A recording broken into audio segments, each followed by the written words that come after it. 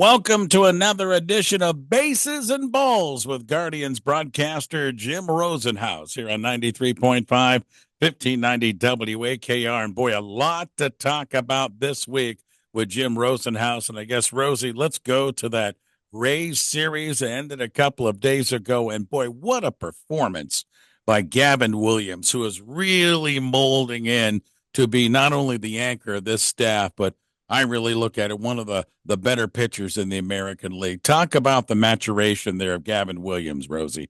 And you know what, Ray? I think you'd have to put him in the conversation for Cy Young Award when this thing is all said and done, with some maybe competition from Parker Messick, his teammate.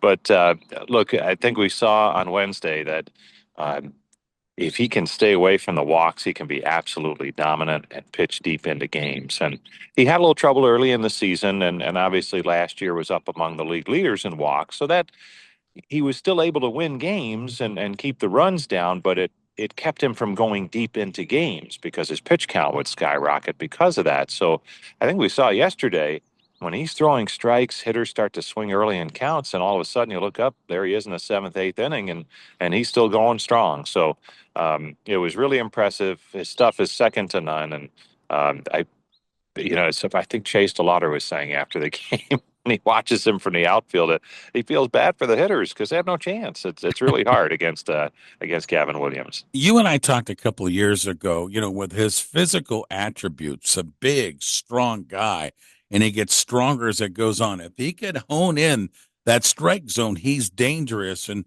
we're seeing him getting older and really coming in to his own here in 26. And it's interesting, Ray, because he's not as big as he was 2 years ago. He's lost some weight, but in a good way. He's replaced it with some muscle and strength, and it's all designed so that he can be strong throughout the entire season, and that's the goal. And I think we're seeing some of those dividends pay off. And I know it's really early, but he's off to a good start, certainly. Yeah, 5-1 on the season.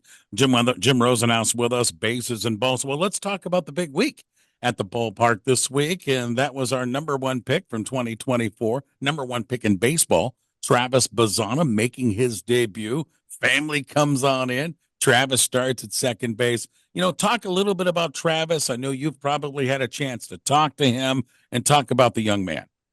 Um, Look, you're never sure who's prepared and what's the right time and all that kind of stuff for a major league debut, but you feel like for him, it was time, and he's ready for that.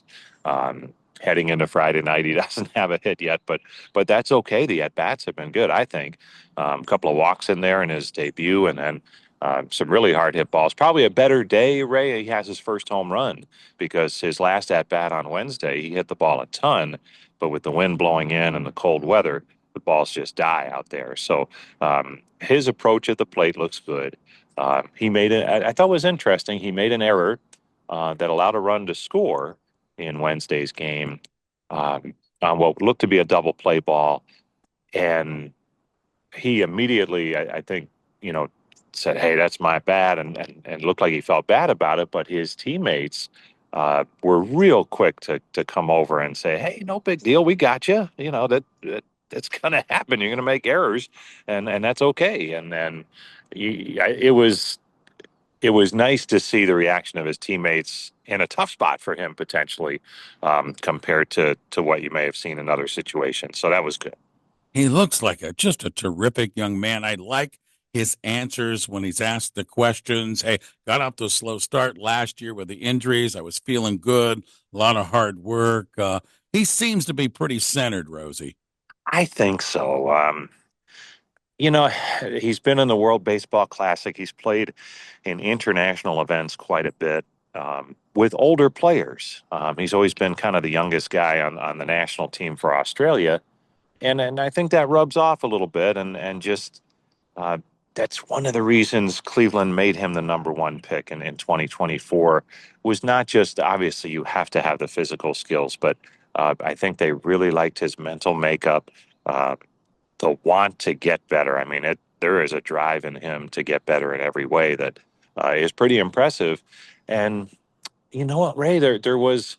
I know they lost 1-0 on Tuesday night, but there was an enthusiasm with him out there, and It'll be interesting to see how that plays because, sometimes in baseball, it's that long season and guys like, all right, let calm down, that type of thing.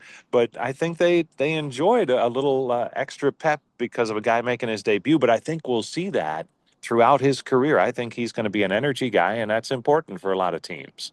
Bases and balls, Guardians broadcaster Jim Rosenhaus. Finally, Rosie, we've got the A's in Sacramento. And, this is a ball club right now. You look at the top of the West standings and you're seeing the A's there. And this is a team that has some good young talent. They're getting ready to go to a new stadium in the near future, but they've done a good job of signing the young talent to longer contracts. And they've got some talent, not only just youth.